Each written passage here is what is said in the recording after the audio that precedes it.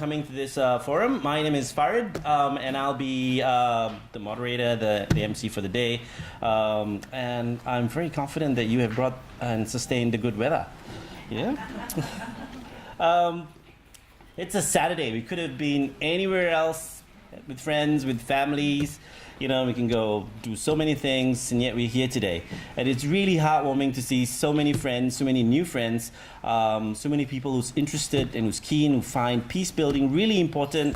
And we're here today to actually find out a bit more, explore a bit more about peace building in the area of culture and specifically faith, interfaith, multi-faith engagement.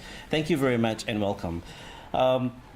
Before we carry on, I'd just like to have a quick, just a reminder to actually, if you have a cell phone or a mobile phone, perhaps you might want to put it on silent mode or turn it off if you could, just so that we are able to proceed without distractions. Thank you very much. All right. Folks, we're here. We're going to start the ceremony, and we're looking at a session that will run till about 4 p.m. Very exciting day. We have poetry in the morning. We have prayers in the morning. We have very, very illuminating speakers who are going to give insight into interfaith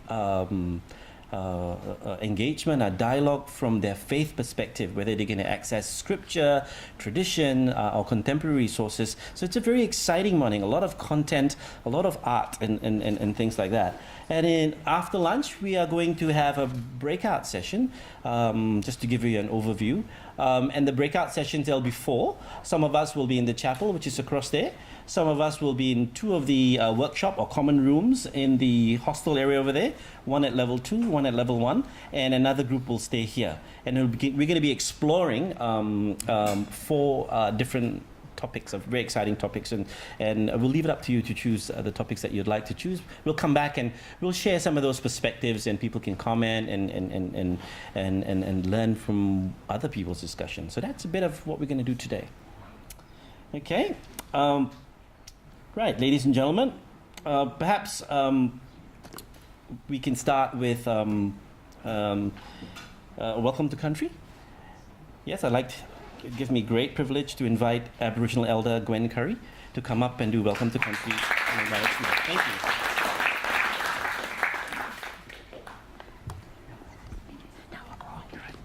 Yeah. Carry this stick. Good morning, everyone. Can everyone hear me? Yep. I'd like to just welcome everyone here today to this country, also to the Interfaith Forum, and acknowledge our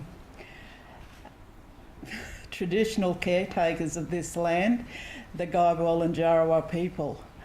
I'd also like to pay our respects to our elders, past and present, and our young people too. I think we all forget our young people sometimes, but they take the information and our culture and our language into the future. So thank you and welcome.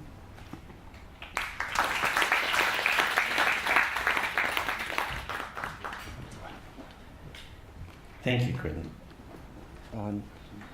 Next, it gives me great pleasure to invite Father Brian Sparksman to come up on stage. He's the Episcopal Vicar for Ecumenism and Interfaith Dialogue. And he's going to be doing the opening prayer from the other end of the hall. So, ladies and gentlemen, Father Brian Sparksman. Oh, you don't necessarily all have to turn around. I just want to say a couple of words before the prayer regarding the symbols you see on the front wall. That's why you have the Pure Land sign over on the left, the insignia. This is a Catholic facility here, so we have the cross, and then a small statue of Mary, the Mother of God, I want to draw your attention particularly then to the icon which is on your right-hand side, which has a history. Where about 40 years ago, when I came to this town, I met a wonderful person by the name of Christian Needham. And Christian owned that particular icon. She was also a person who prayed very vigorously for church unity and interfaith dialogue. And when she died, Toowoomba churches together and the heads of church became the recipients of that icon. So it signifies for us an enormous amount of prayer, just by one person. And now let's join in this prayer. Great God, who has told us, vengeance is mine, save us from ourselves. Save us from the vengeance in our heart and the acid in our soul. Save us from our desire to hurt as we have been hurt, to punish as we have been punished, to terrorize as we have been terrorized. Give us the strength it takes to listen rather than to judge, to trust rather than to fear, to try again and again to make peace, even when peace eludes us. We ask, O God, for the grace to be our best selves. We ask for the vision to be builders of the human community rather than its destroyers. We ask for the humility of the people to understand the fears and hopes of other people. We ask for the love it takes to bequeath to the children of the world to come more than the failures of our own making. We ask for the heart it takes to care for all the peoples of Afghanistan and Iraq, of Palestine and Israel, as well as for ourselves and our indigenous brothers and sisters. Give us the depth of soul, O God, to constrain our might, to resist the temptations of power, to refuse to attack the attackable, to understand the deep needs of others, and to remember always that you love them, O God.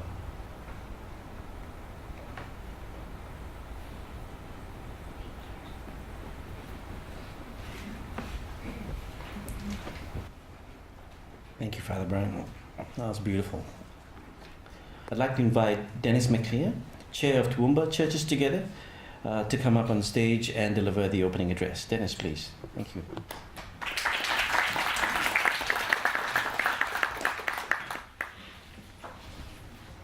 Thank you, Farid.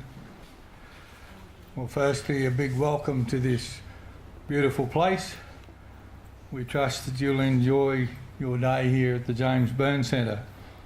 It's been a retreat centre for over 30 years, and many people have come here to find peace and tranquility and be really in touch with God in this wonderful, restful place.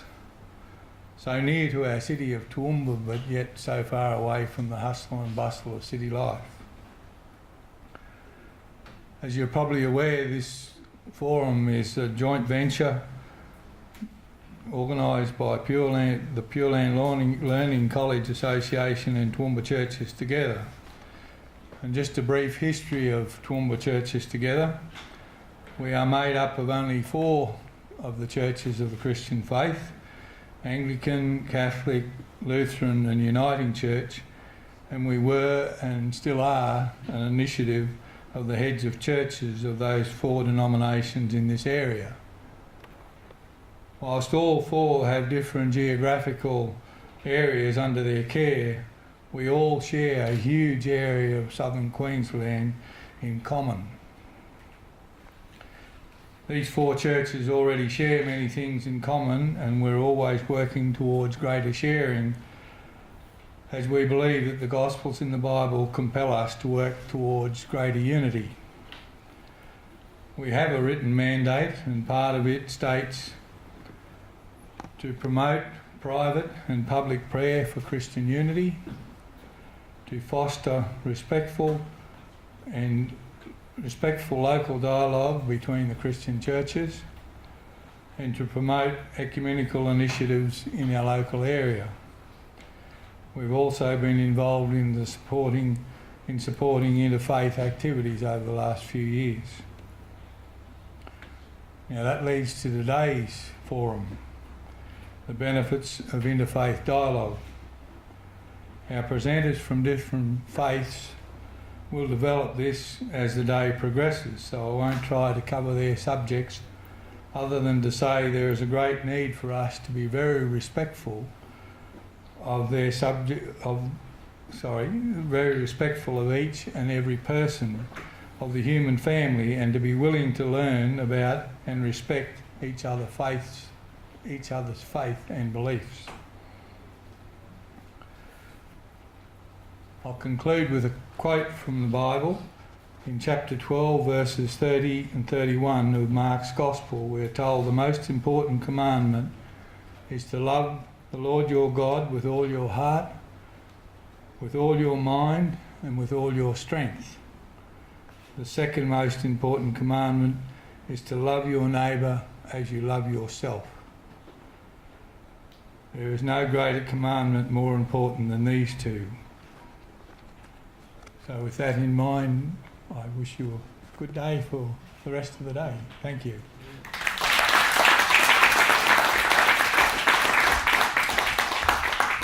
Thanks very much, Denis. That sets the tone for the conference already.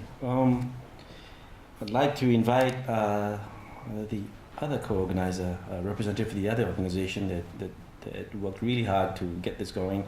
That's Venerable Chyuan, who is representing the Pure Land Learning College Association. Venerable, to address us.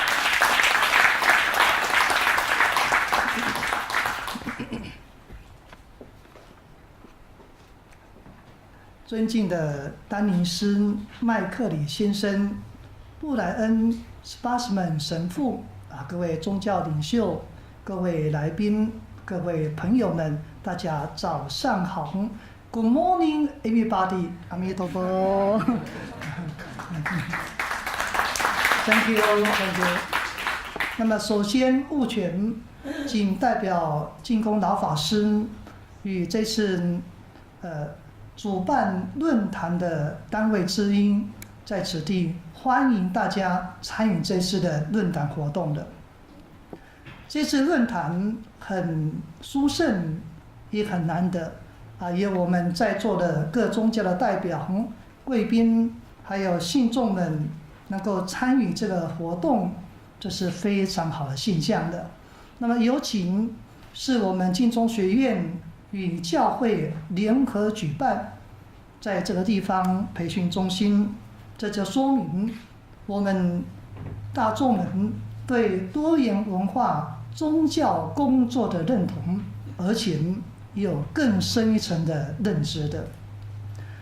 多元文化宗教和谐的工作，它是神圣、是永久性的任务的，在每个国家里都有不同的族群、不同的宗教信仰、不同的语言、不同的生活方式。那么藉由彼此的沟通、交流、尊重、互相关怀、互相照顾，就能够达到宗教之间的和谐。人与人之间没有矛盾，没有误会，没有冲突，社会安定，人民真正过得幸福美满的生活的。这就像我们澳洲图翁巴这个地方的，我们这个地方虽然有80多个族群，有100多种的语言，有10几个宗教团体，形式上好像是很复杂的，但是在2010年11月下旬，我们净宗学院在 USQ 南昆士兰大学举办了2天多元宗教教育论坛活动。在同年12月，由我们净宗导师净空老和尚特别指示，在净宗学院之下成立多元宗教文化中心的。从此之后，每3个月我们举办一次论坛活动，一直到现在，经过了3年多了。那么虽然我们时间并不长，但是我们做出了卓越的成果了。每3个月我们有正式的论坛活动，宗教之间，还有信众，包括我们邀请的来宾，来自雪梨，来自墨尔本，来自新加坡，我们共同以自己的经验提供大家的交流分享，这是正式的论坛的。那么私底下我们有邀请的各个宗教、各个族群、各个社会团体来到我们净宗学院参加我们私下的互动的活动的。3年多，我们对外有更重要、更大的活动，像泰国宗教活动、斯里兰卡，乃至于去年5月下旬，在法国巴黎联合国教科文总部，这些对外的大型活动，都呈现了我们澳洲Toowoomba多元宗教和谐示范城的成果了。这是我们大家呢有目共睹。宗教跟宗教之间，族群跟族群之间，我们要真正达到互相包容、互相尊重、互相关怀照顾。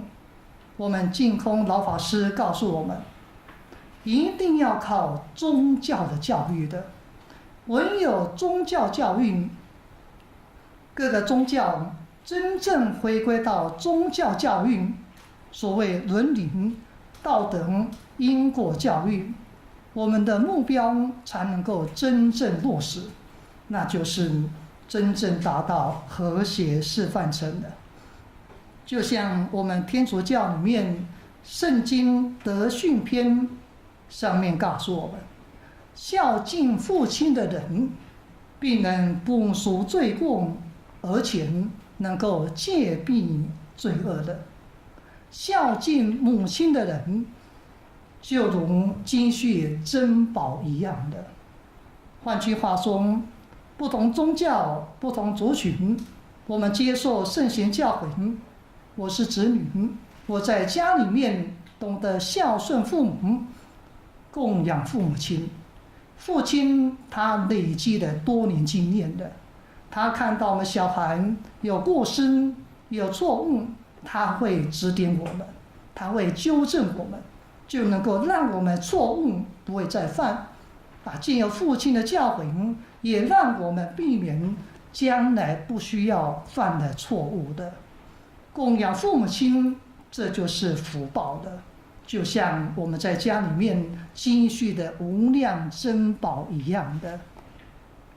在圣经马宝福音里面有讲到，不要随便去论断人，因为我随便论断人，以免被人论断的。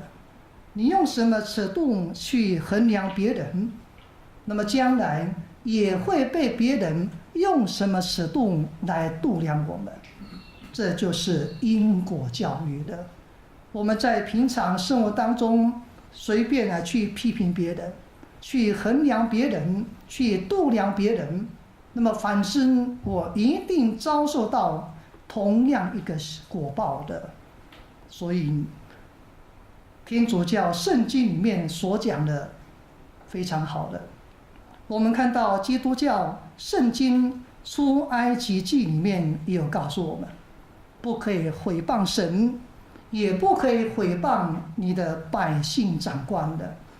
在圣经诗篇里面有提到，你当离恶行善，就可以永远的安居的。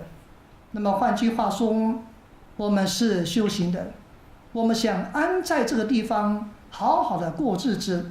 第一个呢，各宗教都是神圣的，我们应当要尊重，不可以毁谤，要爱，要尊重，要互相学习，更不能够毁谤我们的地方长官，毁谤我们领导。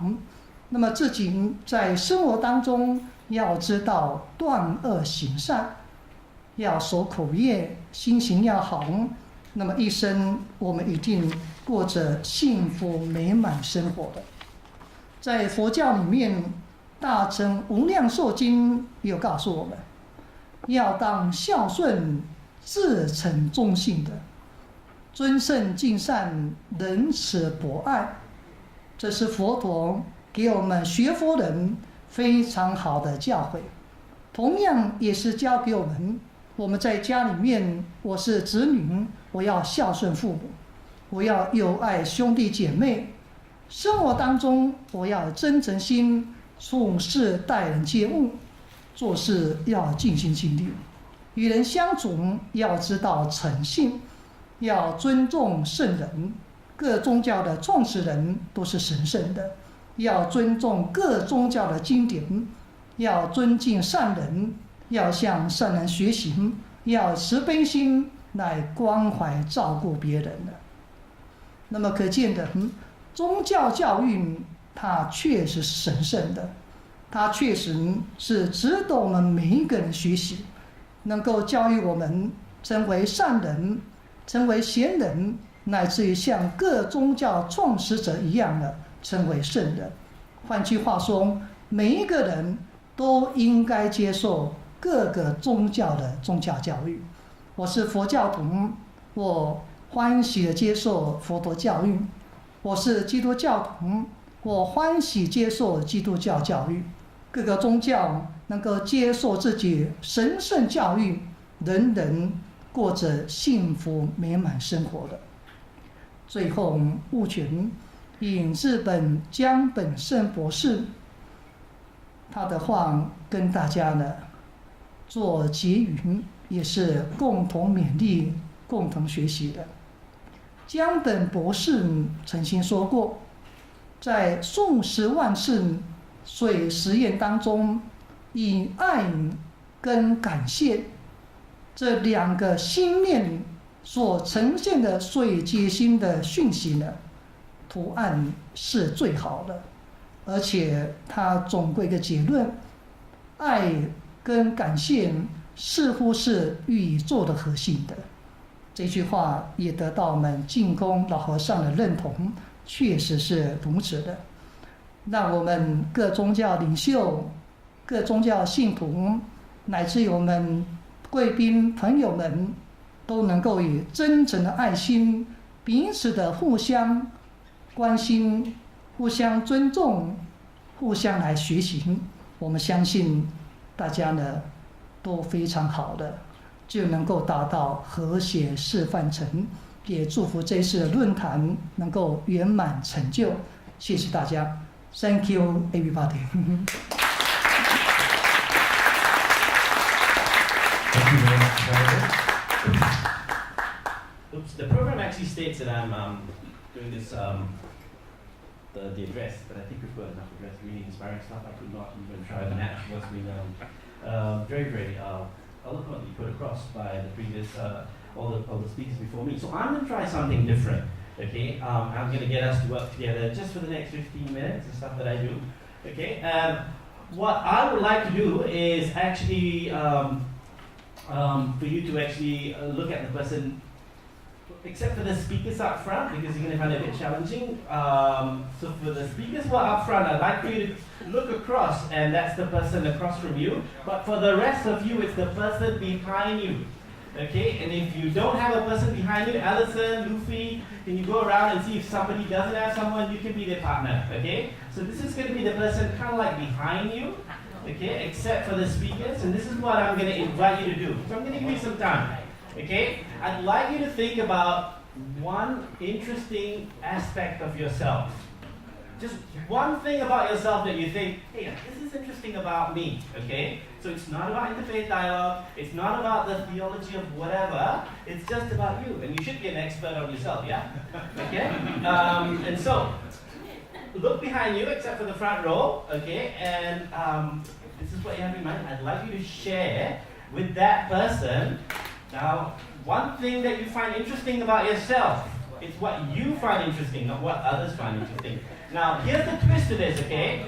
After this, I'm going to invite you, some people out here, to actually share what they have heard shared with them. So it's not what they shared, what was shared to them, with them, about their partner. Okay, so you want to listen to what, because dialogue is all about listening.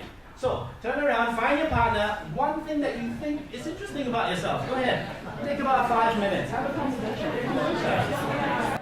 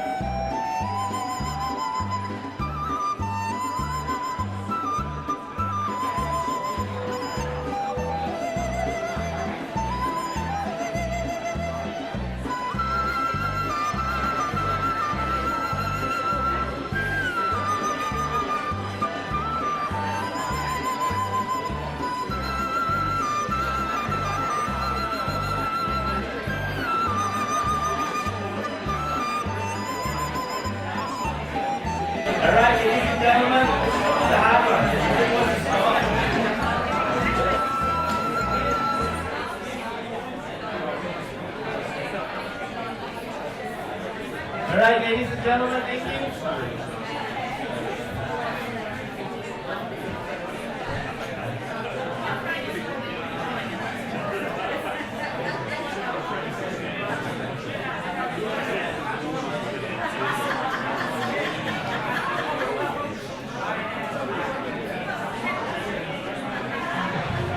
Thank you, ladies and gentlemen. Okay, let's see what we got here. Okay, we're gonna start. Alright? I'll probably do another one, but I don't think we have time. Yeah. Okay, here we go. I'm gonna have some microphones being passed around, and the invitation is for you to share what you thought was interesting about because some of you had multiple partners, I know this. Okay? Some of you had multiple partners, and you broke the rules, but that was a good phrase. I'd like for you to share what you thought was one interesting thing that was shared to you. You thought, yeah, that was really interesting to me too. And so I've got a microphone, and I'd like to see a hand, and I'll bring it to you. Anyone? Yes, ma'am. Can we give her a hand, please? Who's the person, and what did you find interesting about it? Him, her. Okay, so Rachel is the person that I talked to. Rachel's a very good friend of mine. What Rachel told me was that she actually, when she talks to people with intellectual and physical disabilities, she doesn't talk at them, she talks to them. So she looks them in the eyes and doesn't talk over them, just really tries to be there for them. And I think that's wonderful. And yeah, I try and do that too. And that's what I found it similar to how I am. So, Thank you. Can we affirm Rachel and the feedback as well? Thank you. Who else found somebody interesting? Yes, sir. I was talking with Heather Wu, who's sitting here in front of me. What I really found interesting about her was that she said that she is she's working in her neighbourhood, and she's visiting all the different people there, and she's getting to know people of many different religions and backgrounds in the neighbourhood rather than sort of in the abstract. And I think that that's really interesting, because if we could work more closely with the people we know in our neighbourhoods, then we would form bonds of friendship and love with the people around us. And I think that's what I found interesting about what she's doing. Thank you. Let's give them a hand. Who else is next? Yes, sir.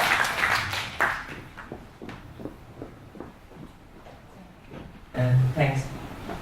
I believe it's appropriate that I do this because the person I talked to was Mr. Hamid. So where is Mr. Hamid? Hanif thing. And since he's also here he comes. And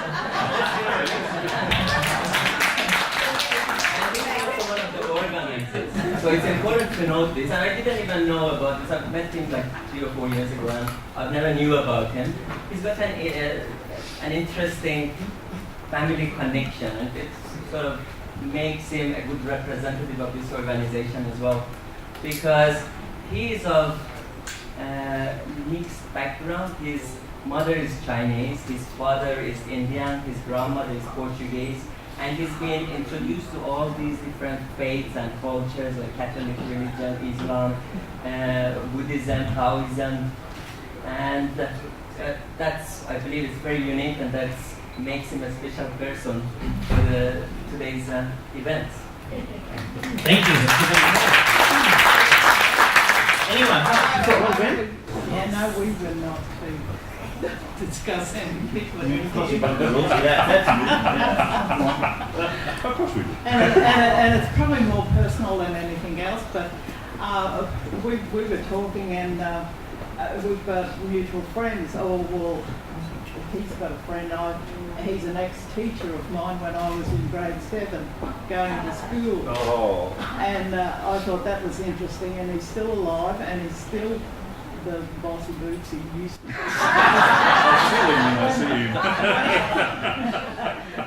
He hated people who didn't do their homework and stuff like that. So they all come from Mitchell, where I come from. And Father Booth, he's retired now. He was our Anglican church, a priest there for years and years and years until he moved on to Roma. So I thought that was interesting that he should pop up in my life after 50 odd years. Thank you. Thank you very much. Let's have a couple more and then we'll call it a day and move on. Who's got an interesting something about someone? Anyone? Yes. One there. Just hang on to this, and another one, the last one for the day. Who'd like? Yes, we have. All right, please. Working here with Mr.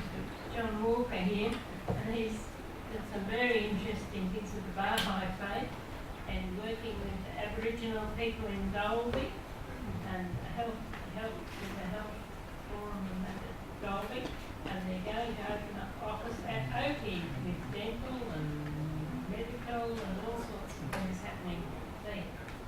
Good. Thank you.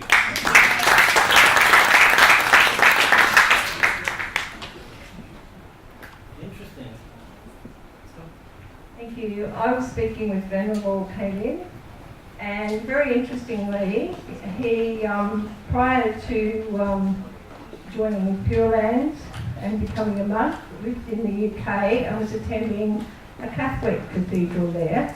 And the most interesting thing is that he always looks to other people to learn something from. He feels that he is less wise than the other, especially if he doesn't look to learn something from the other person. Thank you. I thought I'd call it a day. But then we have some very young participants here, some very young delegates here at this conference, and I thought, I just can't resist this. Okay, and we have young Fatima here, and somebody says she'd like to say something interesting about her. I was speaking to Fatima, and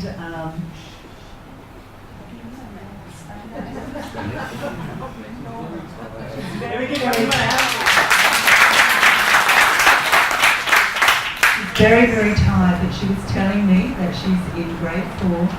She likes her number, and I said, well, that's very interesting because I teach mathematics, and her sisters go to my school. So it was a really lovely linking without us even realising we had these links. So thank you for sharing. Thank you very much and welcome. Okay, fascinating people. I was just chatting to a few folks and just, very, very interesting conference, and I'm sure it's going to be a really, really good and rich session of sharing, just because everybody brings so much experience, so much positive energy, and we're going to have a really meaningful time. Without much further ado, ladies and gentlemen, we'll move on to the next segment, and this is the content-based or the sharing-based sessions on the part of our distinguished speakers. And first up, we have, and the topic is the benefits of interfaith dialogue or multi-faith dialogue.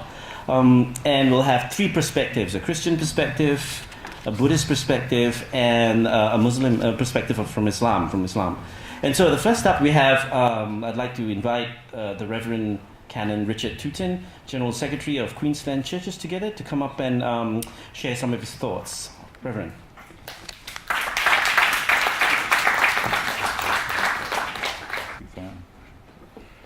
It's certainly great to be here, and I thank the organisers for the invitation. I bring greetings from the executive of Queensland Churches Together, and for those who are unaware of what QCT does, as we call it, Queensland Churches Together is one of the peak, or is the peak ecumenical body in Queensland, consisting of 14 member churches at the moment, and from both Western and Orthodox traditions. And we subdivide the Orthodox tradition into Eastern and Oriental Orthodox traditions. I like to think of it as a house with 14 windows. And next weekend is our annual general meeting, and one of the proposals before the AGM is for delegates to consider is the admission of 2 more members to Queensland Churches Together, which will mean I've got to extend the house so I can fit in the new windows. So it's a great pleasure to be able to share with you this morning. When I looked at the topic, I debated about which way I needed to go. Should I be very erudite and academic as I can be, or should I perhaps just do as Father Brian's prayer said and just be myself and inject some of me into this particular conversation? Because for me, when I was a younger person growing up in a district not that far away from here, Gwen and I were sharing, as one does, where do I come from, what is my background sort of thing, and we both found out that we both come from country areas. Gwen from Mitchell and I from a place called Boona, which is not that far away, but far enough in one sense to recognise that the idea of meeting at that time another person who was not a member of the Christian faith, or even a member of the Christian faith, was very remote. People of different faiths at that time were found only in the pages of encyclopedias and other reference books, even though a cursory reading of Australian history shows that adherents of different faiths have been coming to Australia virtually since European settlement began back in 1788. And before that, we have this wonderful, wonderful history of indigenous spirituality through our Aboriginal and Torres Strait Islander brothers and sisters that has been here for 50,000 years. And yet none of that was ever portrayed to young people like me at that time. The stories weren't told, and some of those stories were in fact neglected. But a lot's changed over the years. As Australia, and particularly Queensland, has benefited from the arrival of peoples of other nations, cultures and faiths, so our understanding has grown and matured. And it would be good to say that that has all gone smoothly, but sadly, and we know this for a fact, that is not the case. There have often been misunderstandings and disagreements, but the benefits of interfaith dialogue still outweigh the negatives, and it's worth exploring the reasons for this. All faiths have a lot of history to overcome in the search for a true and clear dialogue with people of different traditions. This history has produced mistrust and often great opposition to any overtures or discussions that might occur. For example, I have Christian friends who worry about the fact that I'm speaking at a forum such as this morning, because members of other faiths are present. They pray for me, hoping in their eyes that I will see the light and change. And I'd like to...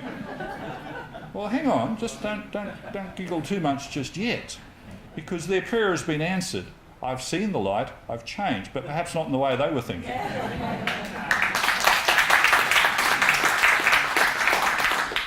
It comes as a shock to many Christians, for example, that Jesus was a practicing Jew.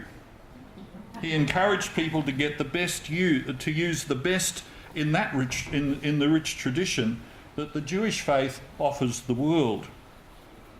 Yet, as time has passed, many Christians have either forgotten or rejected Jesus' Jewish identity.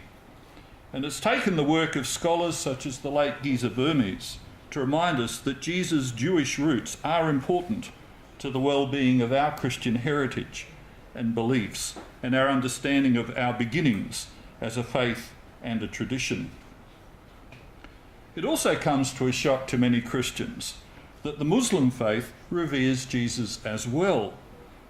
While he's not accorded the title given by Christians, that is, Son of God, he is highly regarded in the Quran, along with other figures such as Abraham and Noah. And I mention Noah simply because of Russell Crowe's movie. But he's there. And it's interesting to note that even within the production and the showing of that particular movie, there's been a great sensitivity being elucidated by the way in which different faith traditions treat people such as Noah. And so Russell Crowe is one of the first to admit that indeed his portrayal of Noah may not be received very well by people of different traditions. And that's not often that Hollywood recognises that sort of sensitivity, but it's good to see that it's being done, and perhaps we can learn from that. And I hope too Hollywood would learn from that in future efforts. So one benefit of interfaith dialogue for a Christian is that we have an opportunity not just to know other people from different faiths and traditions, but also to know ourselves and our roots far more deeply. We're not as unique as we'd like to think, even though we have beliefs and practices that we regard as being unique. Engagement with other faiths has given us the momentum to know our roots so we can participate more fully in the conversation.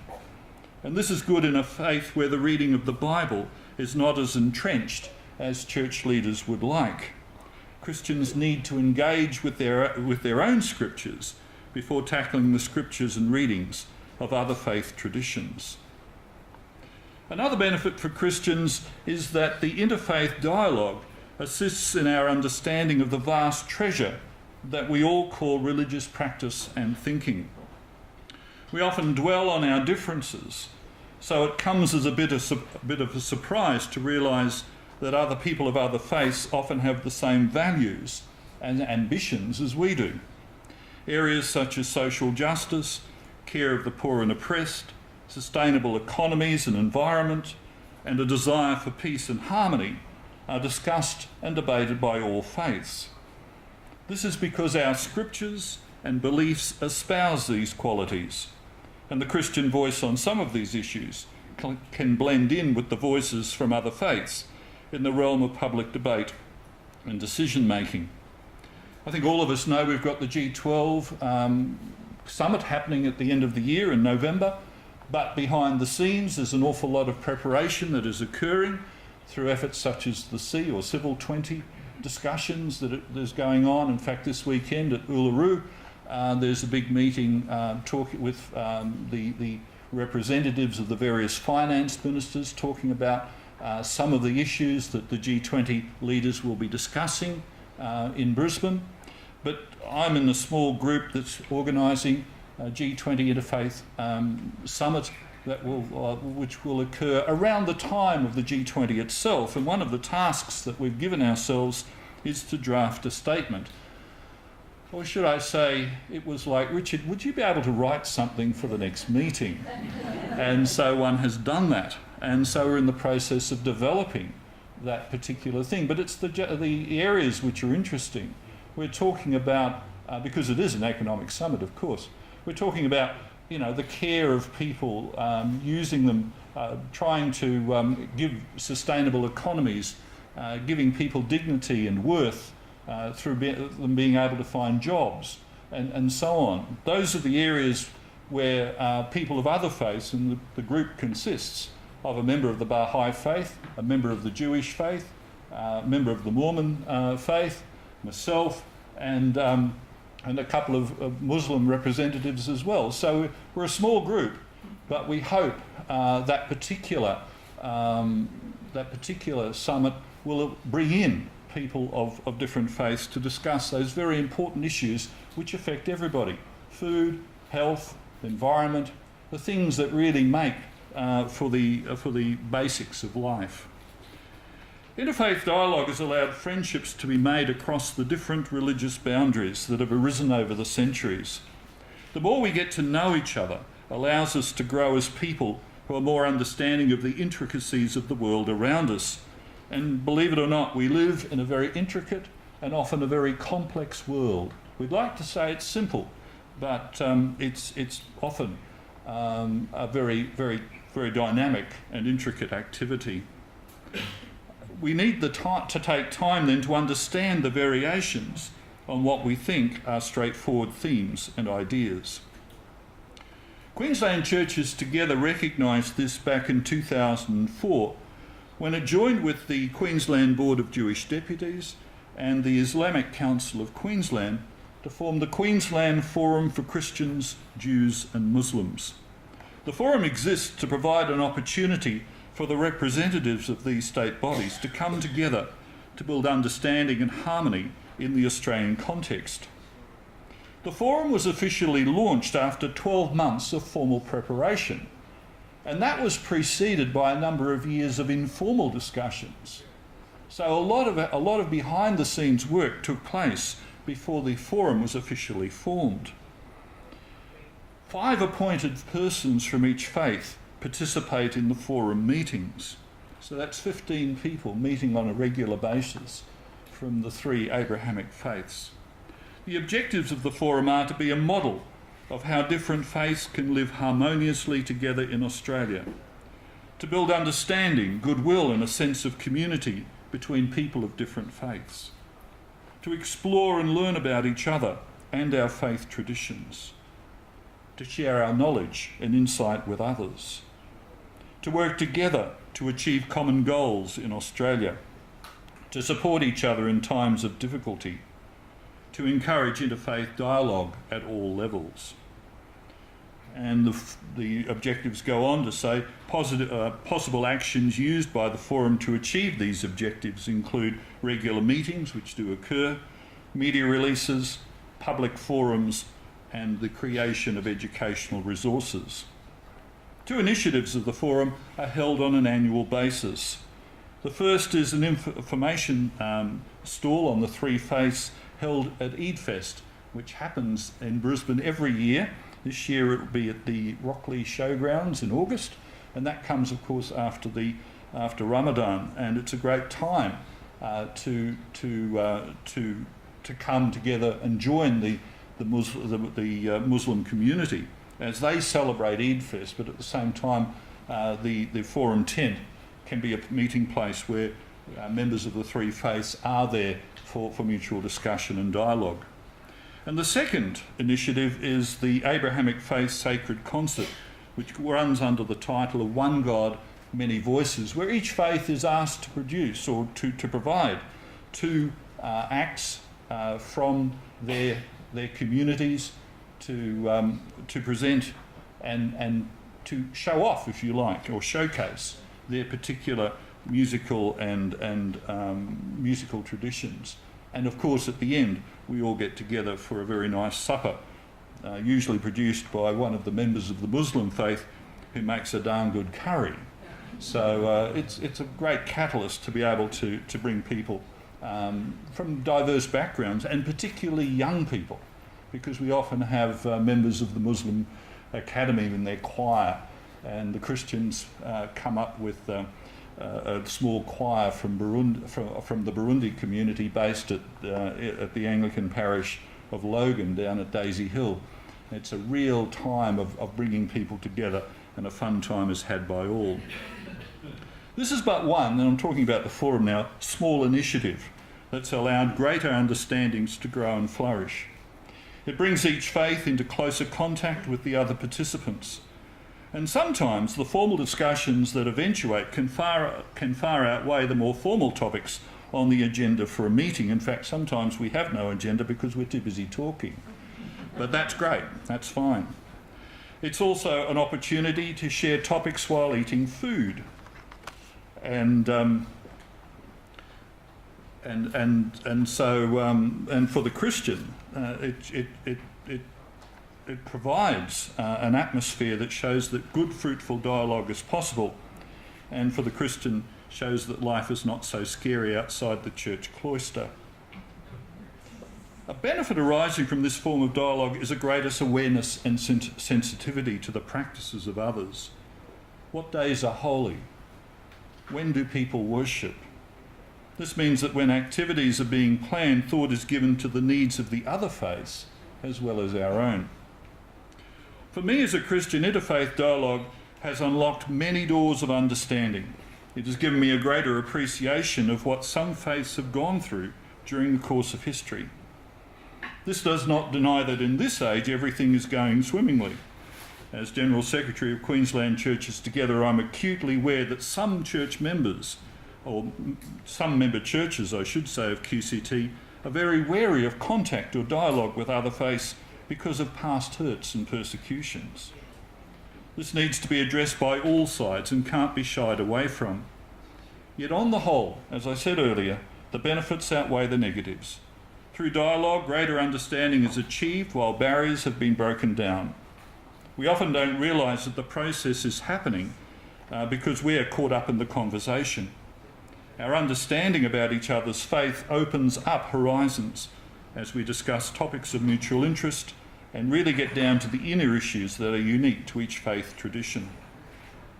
Personally, I've learned a lot through interfaith dialogue, and I'm still learning as the members of the Queensland Forum for Christians, Jews and Muslims can actually testify. And it'll be the same as we engage with each other today. One final benefit that becomes a necessity is for us to pass on what we have gleaned from these dialogues. Many good dialogues within the Christian tradition have unfortunately not been passed on as well as the participants would have liked. So we've got a lot of good material, but that's where it sits. It either sits gathering dust in a library shelf, or lies forgotten on a computer hard disk, or even sits up in the cloud and does nothing because Dropbox hasn't been accessed.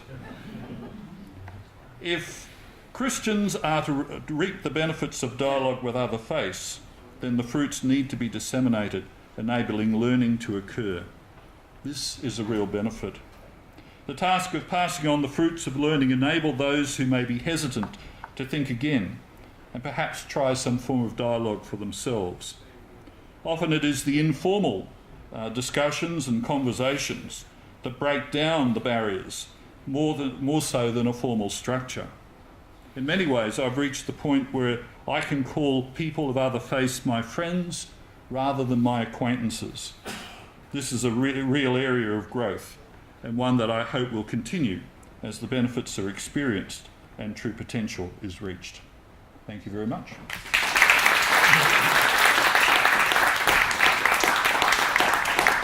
Thank you. We've got about 10 minutes before tea break, and we'll take any questions, any comments to what has been shared. Anyone? Yes, Rachel. You and Don't look surprised. This one on here. Hi. For those who don't know me, I'm usually one of the first ones that asking questions. That's why I was laughing. I was fascinated to hear your comments about how some of the other people who are close to you in your faith were having issues with you taking part in some interfaith dialogue. I have a very dear friend of mine who last December 25th actually opened a house up for, I think she must have been the only Christian who was there. She opened the house for everyone who was going to be alone on that day to bring what they had, and we had a potluck lunch. And we had atheists, we had pagans, we had people from all walks of life, and it was probably about 15 of us. And she commented that the people within her own church had difficulty with the fact that she wasn't taking the advantage to sit there and preach at us. And that wasn't her intention. And I often wonder how people who are, especially in the mainstream faiths of which I'm not, feel when they have people who are very passionate about their religion, very praying, like that icon was saying before,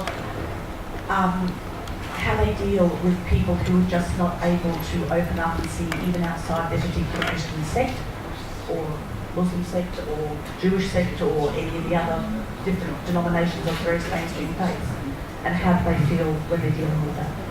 Thanks, Rachel. Some people feel very threatened.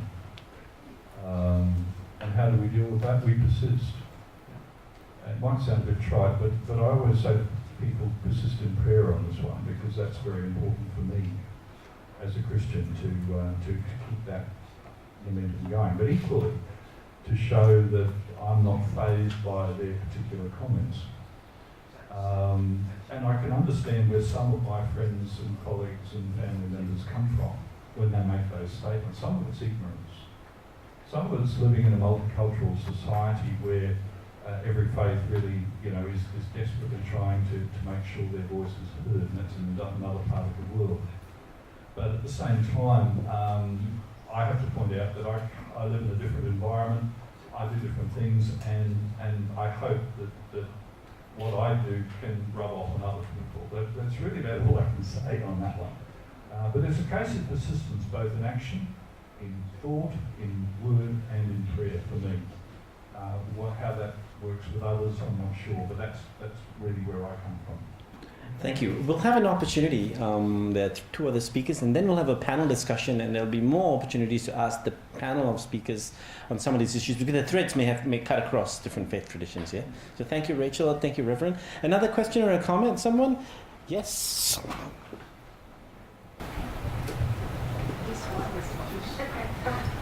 I think you're on.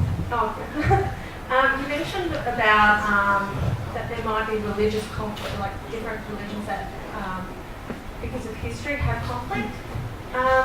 Is there any like how would you deal with the interfaith forums? How do you deal with that? Is there a part where there might be apology or discussion on that? It's very difficult. Some of it within the Australian context is translated from another place, and they bring all that with them. And in one particular situation, opportunity has been given for dialogue to occur. It's up to each side to decide whether or not they wish to participate. And sometimes that's where we're at. We can keep offering and show hospitality in that respect. But at the same time, as I said to Rachel, it's a case of gently persisting and perhaps think a little more carefully about how we're going about things. But at the same time, recognising that that each side has to do some work, and because, as I said, it's sometimes bringing in heard from a different part of a different context completely. That's not part of Australia at this moment in time, and it's a case sometimes too of just agreeing to disagree for that moment. Who knows? Again, it's where God leads that particular group in that particular way. Thank you. Anyone else? Yes, Nuri. Sorry.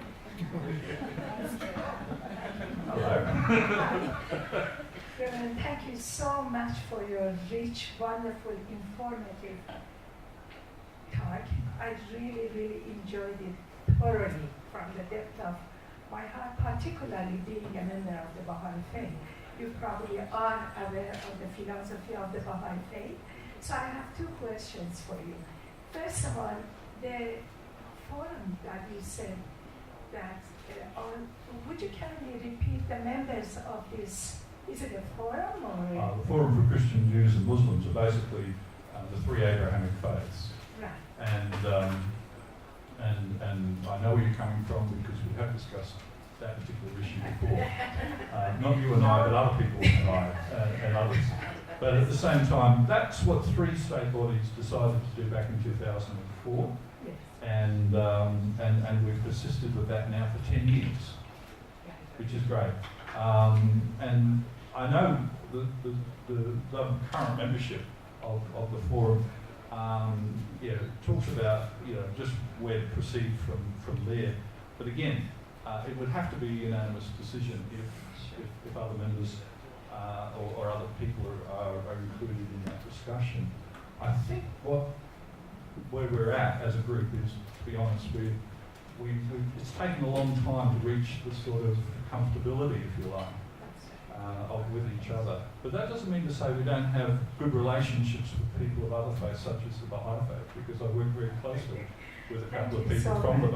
And I've been a regular speaker at the World Religion Days in Brisbane for the last couple of years. So. Yes, Reverend, as you said, I know you, I always respect you. And you mentioned what I wanted to say, because even in the Goodwill Committee, I'm always the big mouth asking. We still love you. We've shared a panel discussion on the stage of the Centre of St Patrick's Cathedral. That's right. And I always respect and enjoy what you say. The point is that I always say, I know what you're saying, that it has not been a very easy way for so far the religions, whatever religions that are in the panel or in the forum or discussion. But I always ask, if it is about unity or not oneness, not unity, I mean coming together, maybe the representative of all the major religions of the world should be involved. And yes, I would like to see that the representative of the Baha'i faith is involved, because the Baha'i faith from many, many, many years ago has put in practice this ideology of coming together and oneness. And I would like very much to see that the Baha'is are involved. I mean, the forum is but one group. Yes. Of many, and of course one of the great, in Brisbane for example, one of the great sort of places is what we used to call the Multi-Faith Centre of Griffith University. It's just undergone a new name change to reflect more of the fact that interfaith dialogue takes place there, and of course that is a wider circle that all of us are involved with, and that I think is where it's at. At the same time, sometimes this is done, the way the forum was set up, for example, was done at a council level. So it may be, perhaps, as I've indicated before, that may be a possible way to proceed in that form of discussion, to expand the circle a bit. So, it would need to be done at that sort of level, because that's how it began. And so we'll see what happens. Thank you so much. Just one little thing. I said I had a big mouth. I'll sit down in a minute. But for example, I would have loved to see a Baha'i speaker here, and I don't see and a Jewish speaker here, but I understand. Now I understood how things are going on. Thank you so much. Thank you very much. Ladies and gentlemen, I know Frank, you've got your hand up there, and Kim. I tell you what, could we take one last question, and then we'll break for tea, and then we'll come back again. I have a question. Am I on air? Yeah. Since it appears to me, and I'd like to be corrected if I'm wrong, that the Baha'i faith is actually a splinter group of Islam, and therefore is not the Baha'i group an Abrahamic religion. Yeah, but as I keep saying, funnily enough, it's really something that needs to be done council to council, because that's how the forum was begun. We've had no approaches from the Baha'i Council, or whatever the governing body of the Baha'i faith in the state is. That's the first thing. But that, as I've said, doesn't stop the discussions, the relationships, the dialogue from continuing. Never has. Otherwise, Susan Handley and I would never speak to each other in a meeting, because we do work closely with members of the Baha'i faith. So, in essence, Frank, one day we might get an approach from somebody, but we haven't so far.